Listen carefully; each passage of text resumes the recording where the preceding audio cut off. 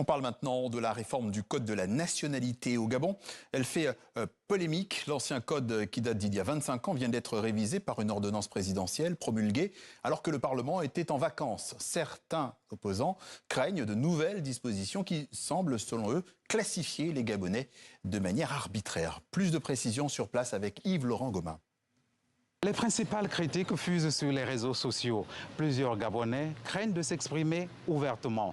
Les dispositions les plus critiquées sont celles qui concernent la déchéance de la nationalité. Selon l'article 64, le Gabonais qui mène clairement des actions subversives et déstabilisatrices contre le gouvernement, les institutions et les intérêts du Gabon et qui refuse dans un délai de 3 mois d'obtempérer aux injonctions faites par les autorités perd sa nationalité. Le texte classifie aussi les Gabonais. Il y a les Gabonais d'origine grâce à leur ethnie ou leur culture.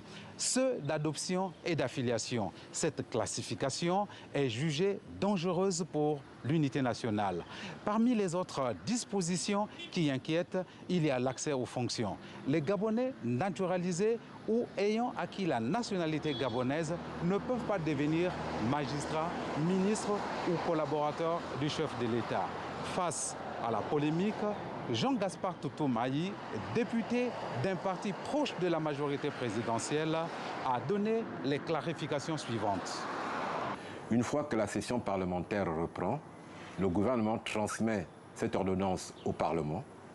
Le Parlement va l'examiner, éventuellement l'amender avant de le ratifier. Le Parlement peut aussi choisir de ne pas le ratifier.